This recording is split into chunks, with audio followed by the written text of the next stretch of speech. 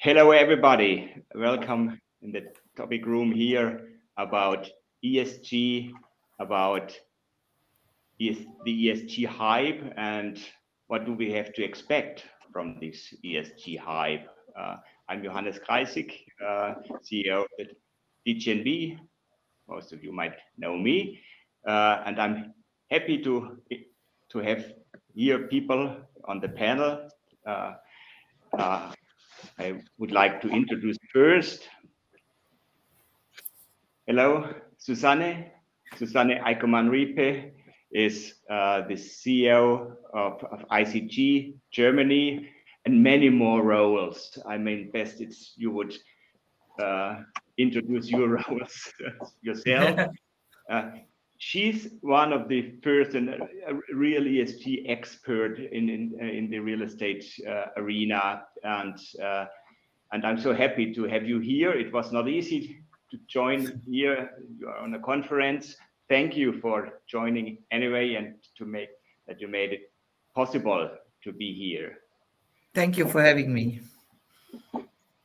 Secondly, we have Marissa McGowan from L'Oreal here on the board. She is live from America with us.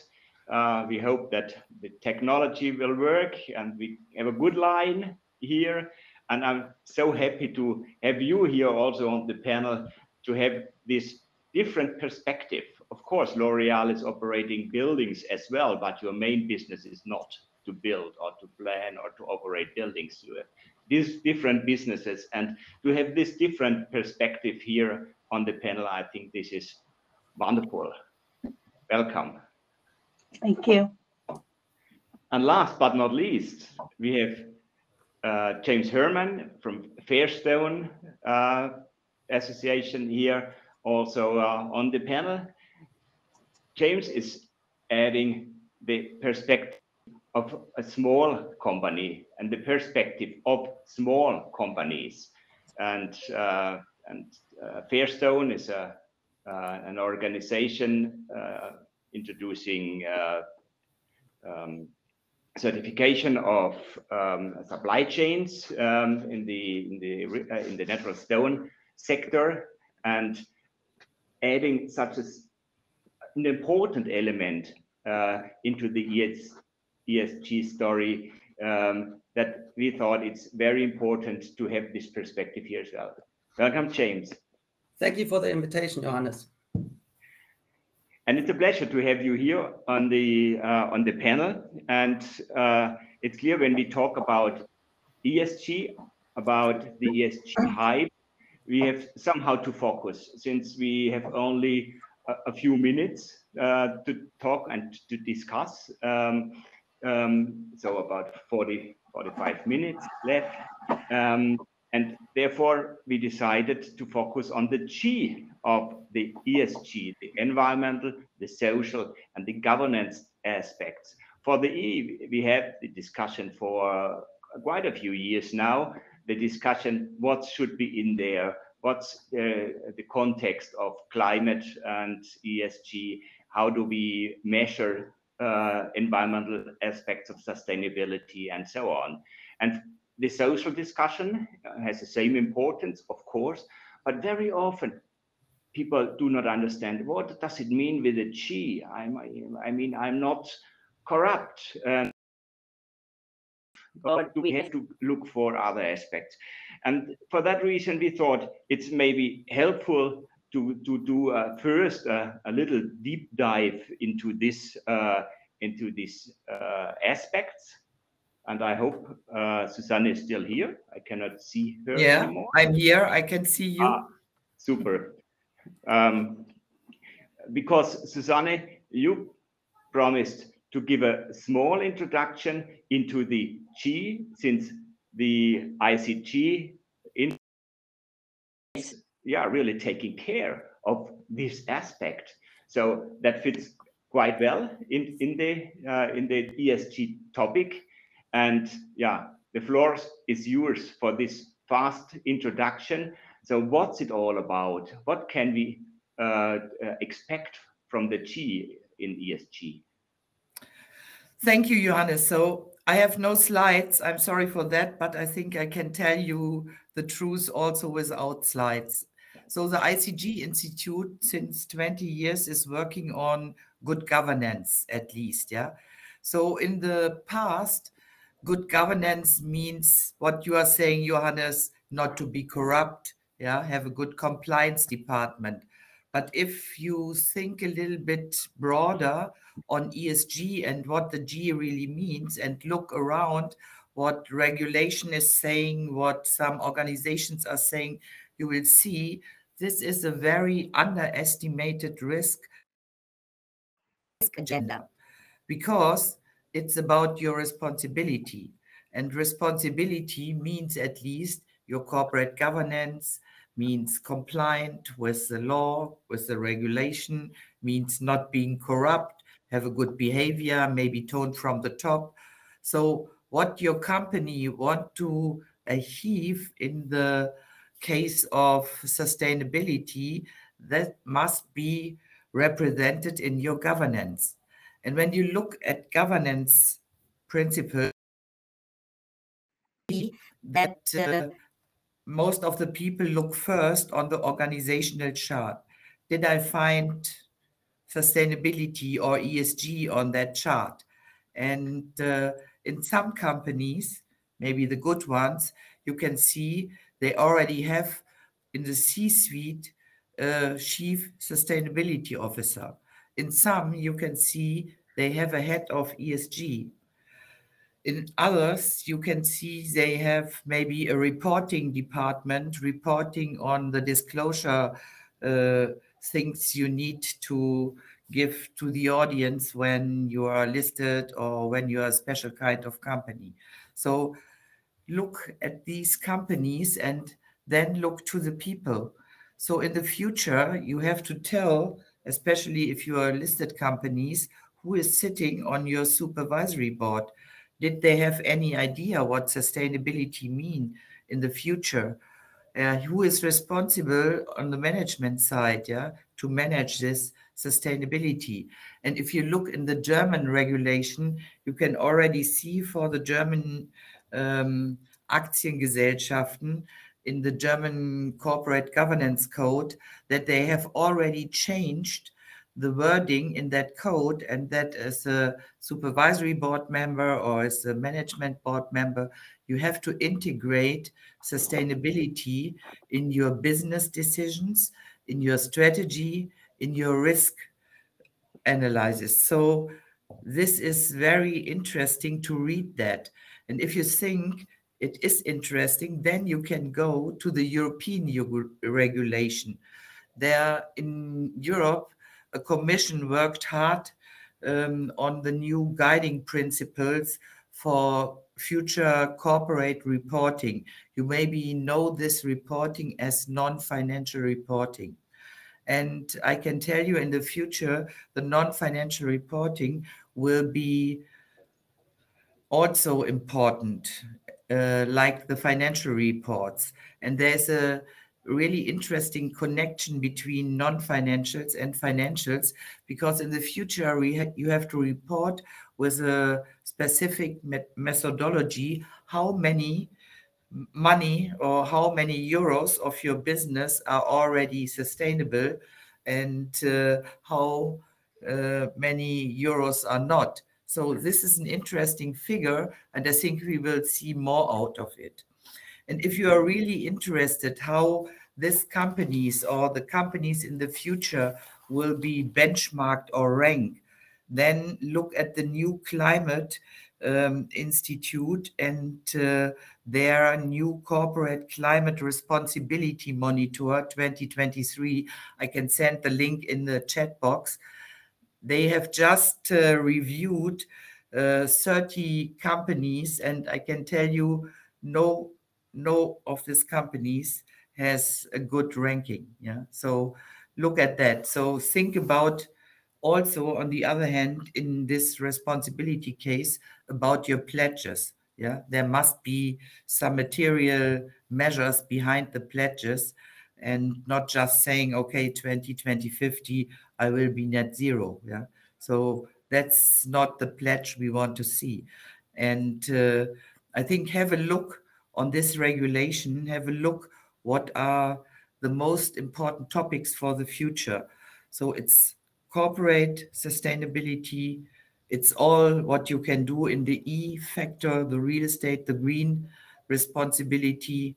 Then you can look on the social side and you can look on the reporting side. And we all together have to work on innovation and opportunities, because we cannot wait and just sit until somebody has identified the next big target. But maybe, Marissa, you have identified with L'Oreal some really good topics. Thank you, Johannes. Thank you, Susanne. And that would have been my next question as well. Since you say governance is very close to risk management, or vice versa, and that means this is something, it's for all companies. It's not only an issue of the real estate sector, and that's also the reason why we have you here in the on the panel. And so how does it feel in L'Oreal, this governance aspects? Is your industry an industry which was earlier than the real estate?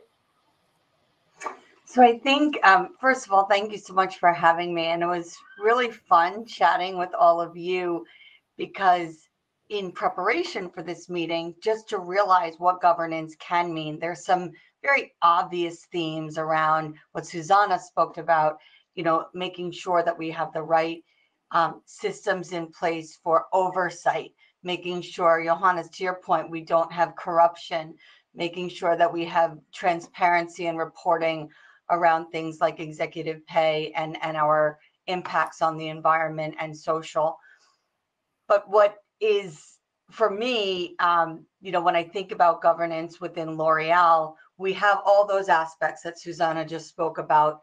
But I thought it may be interesting to speak a little bit at the product level of what governance looks like as you get into the business. So what do I mean by that? Everyone talks about embedding sustainability. So this idea that we're going to make it just a part of the way we work. Well, making something the way the way you work takes a lot of good governance. And what do I mean by that? For example, performance management. So we started 2 years ago with integrating ESG factors into the performance management of our top tier executives. Last year was the first year that we rolled out performance management for all associates that are bonus eligible. So any employee in the company who's bonus eligible, a portion of their bonus was tied to meeting certain standards around emissions, waste, and sourcing. So this is part of what I consider to be governance, is sending the signal and building it into the systems and processes. Same thing with with learning and development. So I say you can't actually have sustainability at scale without the right learning paths to reskill, upskill, make sure people know what it means to make the sustainable decision. Because in any role, whether that's being a merchant facing a retailer, whether that's a sourcing colleague that's sourcing a raw material, every role has a decision that has a sustainability component. So understanding what that is, how you make that decision, and then being properly rewarded for it, to me, that's all a piece of the governance process. To get a little bit more into the product side, I would hope, and it's probably similar in the built environment, that when you talk about your raw materials and your inputs, you're always thinking about, where did this come from? How was it made? How was it pulled from, whatever natural source it started from? And those pieces often get pulled into the E and the S, right? So you think about the people who are either in farms picking rose petals, for example, for us. You think about palm oil, forests, and deforestation. So you go to an environmental or social place. For me, the governance aspect is, what is our approach to all raw materials? What is our approach to all converters of raw materials into the products that we use? What is our approach to our factories, where that's turned into something that is a product? What is our approach to the packaging that comes with it. So when I think about product governance, even though the impacts could be social and environmental, to me, the governance side is making sure we have audit programs in place, full traceability to the raw material level. We have ways of working with our internal colleagues that if a supplier, converter, factory does not meet our standards for social and environmental, we do not accept that product. So that to me is the G side of the product piece, where you're looking across the life cycle and saying, what are the checks and balances in place to manage to the risks of the social and environmental? So I'm not sure if that answers your question, but I think, you know, I'm really excited to be talking about governance today and happy to speak about any other aspect. Absolutely, this is absolutely covering what we thought we should discuss here. Because on the one hand side, we have the corporate perspective, and on the other side, of course, we have the supply chain perspective. And in the supply chain, the questions are multiplied somehow, since there are many suppliers in each business, and therefore it's not to do it. It's more to have the systems in place. That's what I understood from your what you explained, how it is done. I think in the real estate and in the construction industry, we are still, or you are still one step ahead of the real estate industry. But in the end, it's the same question, because people are asking, okay, where does the carpet come from, or whatever product I have in my building, and what's the context where it came from? Why is it just important to have my jeans from a sustainable supply chain? It should be also here in the room, the textile, and so on and so on. And this in this context, it's more like going into each other, the different sectors. If you look for the supply chain, I mean, L'Oréal is a global company, and we expect regulation in the future in Europe, the corporate sustainability due diligence directive, and in Germany we already have regulation with the funny German word, Lieferketten Sorgfaltspflichtgesetz, and which is looking into the supply chain, and this is bringing new obligations to the people working in all businesses with supply chains, and I think governance is a very important aspect in this context, like you have explained it.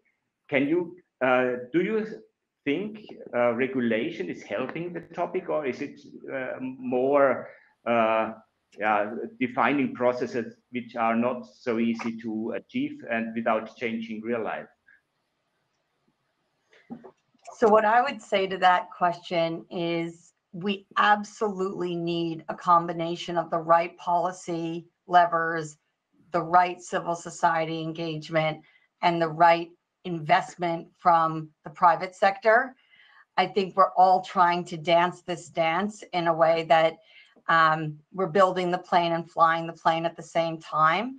So there is a lot of challenge around, is the regulation just resulting in more reporting requirements, or is it actually moving the needle to a level playing field where those companies and stakeholders who are doing the hard work actually get rewarded? That is absolutely what we want to see. We want to see good, strong regulation, but we also want to see it creating that virtuous cycle where either products, services, companies, investments are being rewarded for doing the hard work. So that's not, it's kind of a non-answer answer. I think we absolutely need regulation. I don't think we've nailed exactly what it can and should look like. What I try to always do internally is look behind the regulation. What are we trying to accomplish here? And always making that central to the part of the conversation internally around data collection, or how we're going to bring more transparency to the regulators or our stakeholders, because I think that's what sometimes gets lost. It can become a check the box activity, and one that feels administrative. But if we always keep in mind what we're trying to accomplish jointly with the regulation, I think that helps a lot to make it less of a administrative exercise and more of a change management transformational exercise, which is, I believe, the intention of the regulation. I hope so as well. If I may say something to the part of regulation, from the perspective maybe that we're a sustainability scheme for the import of natural stones from Asian countries. This is something which we often hear from the importers that we work together with, is that they need to have like a level playing field, and if the regulation is not there, then the basis for this is also not there. And regulation is definitely really a big driving force behind that. Yeah, absolutely. This fair competition is also part of governance in the end, and it's not only a call for action for the politics. It's also for each and everybody in a company to understand what fair competition is, to give others a chance, and that's affecting the supply chain. James, you said you are in this supply chain importing natural stone from Asian countries. This is from people standing outside a very intransparent thing, that goods are delivered from somewhere to somewhere, and nobody knows anymore how it the stone was produced and so on. But what's your role in this context? Are you going to the single sites and checking? Definitely. I mean, this is one of the tools to ensure also governance is, for example, independent audits or working together with voluntary sustainability schemes as Win-Win Fairstone. Obviously, this can only work if you have traceability through the supply chain. And now there is a benefit for the building material of a natural stone in comparison to, let's say, other materials or products. And that is that we have a supply chain that is not that fragmented, meaning we have one large quarry often, and then we have one processing site or factory. So it is easier for us to ensure this traceability since the materials or granite are also quite easy to distinguish from each other and from other sites. So we have it a bit easier, and we know from other schemes that you also work together with in DGNB that it becomes a lot more sophisticated the more tiers you have in the supply chain and the more sites. But yes, we do that always with on-site audits because that's part of how to ensure due diligence. Johannes, can I jump in there? Because I think this is an interesting point where sometimes the large companies, there's a feeling that they have all the resources, so it's easy for them to go and do the proper levels of due diligence. But it does also come when you have multiple product types, categories, brands, distribution channels, that you do have a complexity to your supply chain. That's no excuse. We commit to full product level traceability for our ingredients. But then I think sometimes there's this feeling that smaller companies, the regulation or some of the pressures that stakeholders are putting on them, it's too much, and it's not possible to scale that. And so I think James's point around the complexity of the supply chain, how much visibility you have, how you've set up your operations, this gets to the governance piece too, because you could have a very big company like a L'Oreal where traceability and transparency was critical from the start. So we have that full level of traceability. I've been in other companies where that was not critical from the start, and it is a sea of, a black hole, and that makes everything more challenging. So I think to bring it kind of full circle, when we talk about governance, there is big and small, and of course there are big differences between those. But then I think if you're governed properly and you start with the principles of, I need to know what I'm buying, who I'm buying it from, how it's being produced. I have to have access to do those audits. I have to be able to track those things. That is actually a bigger difference than the size of the company, but that's probably a controversial statement. Absolutely. And in the end, if you named it complexity, it's also a question of how to manage all the data. And if I look back 10 or 20 years ago, so personally, I was involved in the life cycle assessment exercises in the early days. Then we were sending Excel sheets around, and now there are IT systems really managing this. And I assume it's more or less the same process, James, you did in Fairstone to manage the information. It's a small operation in not such a complex supply chain, but it's still more than a few data. Certainly, and there's always also the balance that you have to strike if you work with different importers that are in competition to each other. There's also a balance between how much transparency can you show to third parties, because obviously there's also something like confidentiality of the supply chain, and there's something where you as a scheme in the middle, at least you need to strike a good balance. So these are, I think, also important aspects. And I think one additional thing, because we're talking about how ESG is being developed, or what the future of ESG is, I've also heard from some of the companies that we work together with that many want to see sustainability schemes as a safe harbor. And I think that is also a big difference to really establishing a good internal governance, because we're not talking about just different code of conducts and legal safeguarding, but actually ensuring that all the mechanisms are there. Mm-hmm. And that kind of goes back to, again, like what's behind ESG. It's investors and stakeholders wanting to know that you are properly managing your risk, that you're thinking about long-term value creation for your stakeholders. I guess Susanna can speak to this, but it's as you go back to what is behind all this, and it's not just about all the data points that we have to report. It does make sense to me that sustainable business is good business, and that this is a way of measuring that in the longer term.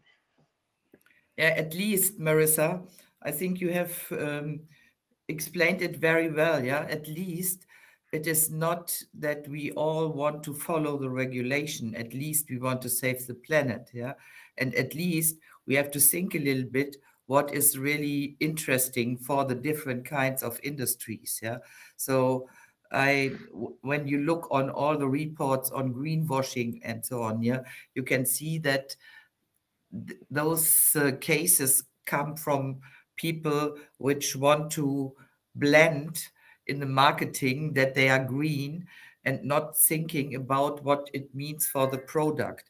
And sometimes when it comes to real estate, I think it's much easier to create some of your articles, your cosmetics, than a real estate house. But at least, yeah, it's not really very different. Yeah, you have to look on the product, and you have to look on your service providers. You have to think about the CO2, and at least, Johannes, we want to see that in one of your certificates. Yeah, what is it about emissions? What it is about CO2? Are the buildings maybe climate positive? Yeah, what's the energy efficiency?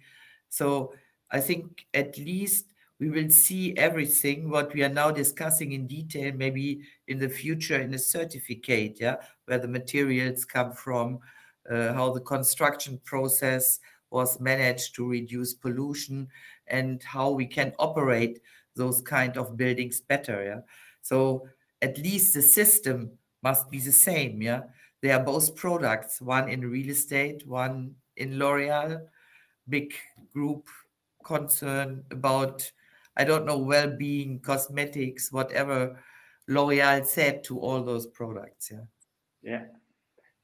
So in the end, if I look back to the topic of the panel today, ESG, is it what's behind the hype of ESG?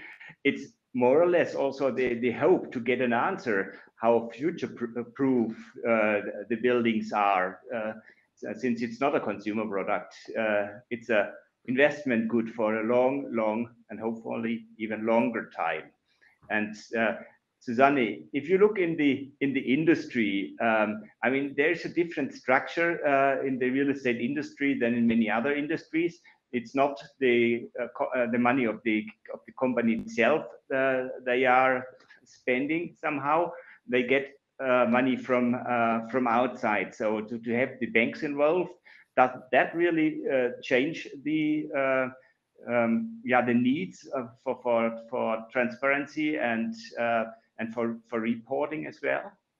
Yeah, definitely. So if you look to the EU Green Deal and on the Sustainable Finance Directive, yeah, the whole thinking about this European regulation is to avoid climate risks.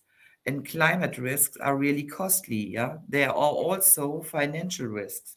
So we have to work on this climate risk. And when you translate it to the banks will get a benefit if their green premium ratio is very high, because the central banks are looking what they are doing in the credit market. Yeah. And on the other hand, I can tell you from the big global investors that they are definitely looking for the right allocation for their money. And they have not only an E focus on real estate, they also focus on S, and they always focus on G. Yeah. If you are not trustworthy enough for E or G, E or S investments, if you are not able to disclosure or to be transparent on what you tell, then you are not trusted. Yeah, then you could not be a partner of those big investors. And I think that everybody has to have that on his mind. Yeah, that if they are not striving to be climate positive, if they are not striving to be sustainable in what they are doing, they will not get any money. Yeah, and the business will go. You mentioned the Green Deal, and in the context of the Green Deal, we have also the taxonomy, bringing the criteria up how people have to comply with and to report on, and the G in the taxonomy is rather a small element. Do you think this is a starting point, or is it sufficient? What we have today? If you want to see the right details on governance, look at what the EFRA Commission has now given to the Parliament, and the Parliament has already agreed. It is named this is the following regulation on non-financial reporting. Yeah, so we are talking here about the CSRD reporting, and there are a lot of different guidelines in this explanation. Yeah, I think it's about 20 guidelines, from risk, from strategy, from business, from reporting, all over. And if you look into that, yeah, you can see a lot of governance principles where you have to answer, but you have a little bit of time. Yeah, so at the moment, this guidance is in place, and it covers only around 500 companies in Germany. They have reporting requirements on different things. So, but when it comes to the next level, they have to report from 2024 for 2023. That means they already have to collect the data for 2023 to be ready to report on 2024. And they have also to test this data, but with a limited assurance. With a reasonable assurance, it has to be a year later. And for these big companies, this around 500, this is the first step. So in 2026, they are looking for some other classes of companies, yeah, from the size. So if it's 2026 and also 2027, where you have then really small companies, and 2029, they plan to have reporting on all those third-party states which are working with you. And this is very interesting, because then you have around 15,000 companies which have to report. Yeah. So if you are interested in that, and if I can do it, I will give it here to the chat. Otherwise, I think DGNB have it anywhere in the documentation. Yeah. But for the G, please look at this guidance from the EFRAG Commission. Yeah, it's not only EU taxonomy. The EU taxonomy is, from my perspective, just a framework to collect the data. But if you want to know what are your roles and responsibilities in this G, you have to read through this EFRAG guidance. Excellent point. Thank you, Susanne. And this is corresponding to one of the questions in the chat. I looked in since you mentioned the chat, I looked in the chat and I found a question: who will pay for all the new work? Part of the answer you already gave, since you said it starts with the big 500 companies, but then it's coming down step by step, because everybody has a role in there. I mean, the big companies have to manage their supply chain, and therefore the questions are coming and the responsibilities are coming to the people in the supply chain, and therefore it's a part of risk management, and then the lower risk pays for it in the end, in my understanding. Marisa, do you think this is valid to say it in this way? So I, again, have a slightly different perspective, that much of what we want to do from a sustainability or ESG perspective is actually going to help us in the long run. And what do I mean by that? So in my past life, I was in fashion and apparel during COVID, with very extensive supply chain, most of it contract manufactured. We did go to better suppliers and paid a little bit more. But when the pandemic hit, those were the ones that stayed in business, that prioritized us when they only had 50% of their lines open, and that worked with us on making sure we had multiple locations open when one country would shut down for something and another country would open up.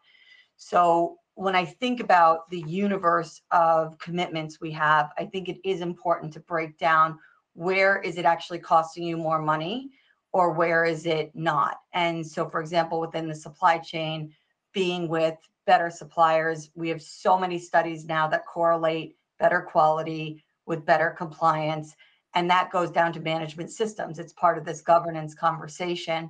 So we did some retrospectives where we went to cheaper suppliers, and the number of changes we had to make to the product because the quality wasn't there. We could have gone to a slightly more expensive supplier and done it right from the start.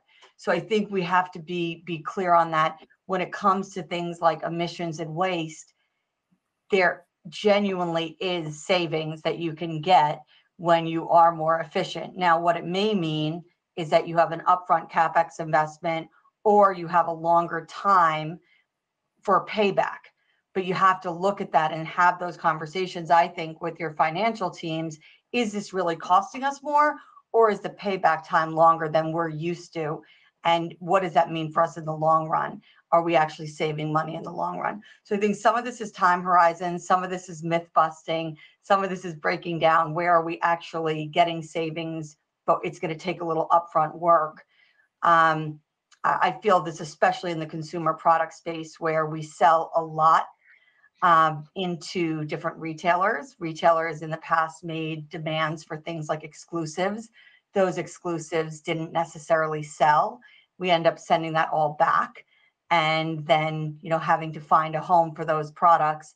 A lot of emissions in the process of designing, making, transporting, putting them on shelves, taking them off shelves, moving them backwards. When you start to bring that to light, it's just bad business.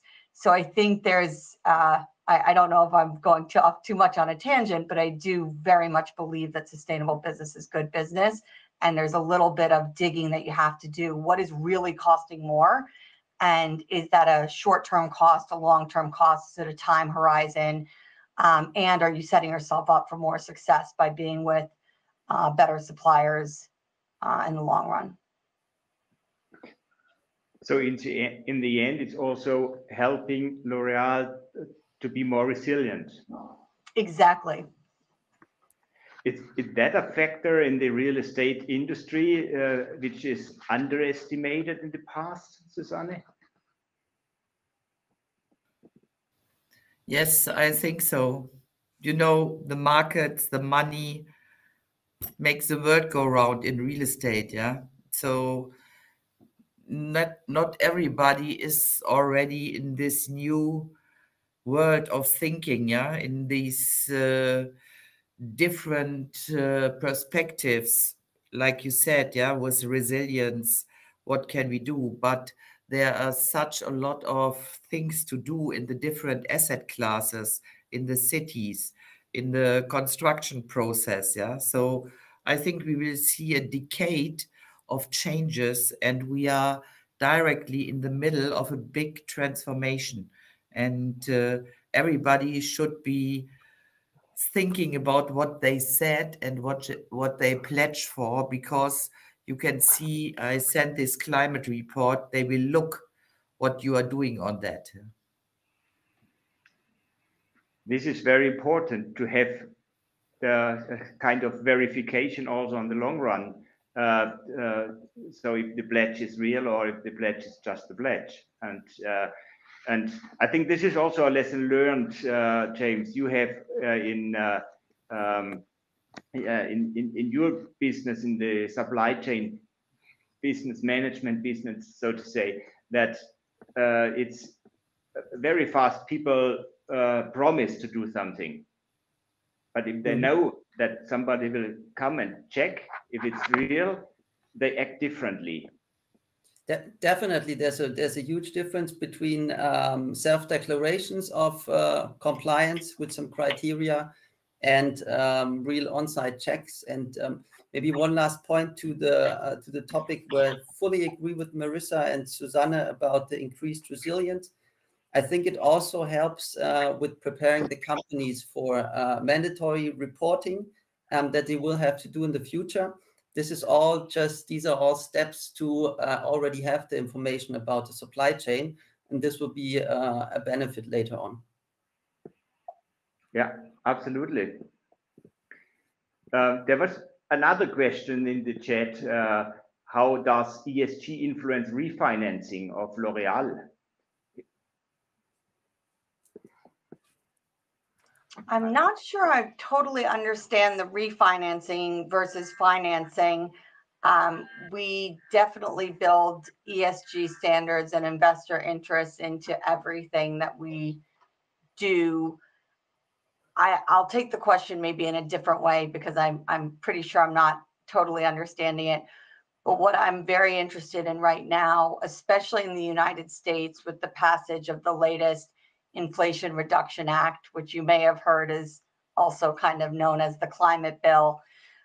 There's a lot of opportunity right now to take advantage of public-private partnerships, different financing opportunities, and we're looking at everything we can for things like on-site renewable energy, upgrading wherever we have RECs into, directly piped renewables, thinking differently about regenerative aspects. So I really liked, I think it was Johannes or Susanna in the beginning mentioned, what's interesting now is you're getting this combined approach of, it's not just climate, it's people through the conversation around just transition. And to me, there's also a big conversation around nature and biodiversity, where, what are we doing to also protect our carbon sinks, make sure that, we're either protecting or regenerating aspects of nature that will also help us in the climate fight. So I think there's a really exciting opportunity right now to look at financing mechanisms to allow us to do things that, to my last point, some things are actually going to cost you upfront money. Some of those are not going to be, returns on investment, but they're the right thing to do and they're part of our goals. So we're looking at financing mechanisms to do that. Now, everything we do on the G side and the E and the S helps us then apply for those financing opportunities, because we have the data available, because we have the systems and processes in place that we may be rewarded with either those opportunities or better rates as a result of the work we've done. So I'm sorry if I'm not answering the question properly, but I tried to do something interesting. In my understanding, on the long run, it's turning into a prerequisite to get money at all. So we have some organizations already in the market just financing sustainable businesses and investing into sustainable buildings and so on. And therefore we have a tendency, it's never black and white, that's clear, but the cost for money will change. Now I'm told that we are running out of time. This is a pity. We could discuss another hour here. Maybe we have to follow up somewhere else in another room. And yeah, what leaves the task for me, I think we had a very, very interesting discussion about the G in ESG, but also about other sustainability and ESG topics, and very interesting to hear that we have to have the systems in place. In the end, it's not about doing one specific thing, it's about having it in place for the complete supply chain, but also within the company, within the organization, and to have that in balance. On the product level, it must be embedded. It's not an add-on after you have designed a product, then you check the box for sustainability or something like that. So it's more a process aspect. Traceability and was an important aspect where I think in the real estate industry we are still far behind what's happening in other industries, and we can learn from other industries. Thank you, Marissa, for being here on the panel and for sharing your insight and from different industries. Thank you, Susanne, for bringing to us the governance part and the corporate part also, and then all the experience you have for decades almost in this industry, and change for bringing in the view of the supply chain of the small suppliers, of the importers, and of a specific but not so unimportant industry, because it's the natural stone industry stands as an example for many other supply chains which are in structure not so different. Thank you very much, and thank you for being here on the panel, and thank you all of you being our guests here today, and I hope we will have a nice rest of the day and a second day tomorrow in the DGNB Congress. Thanks. Thank you, Johannes.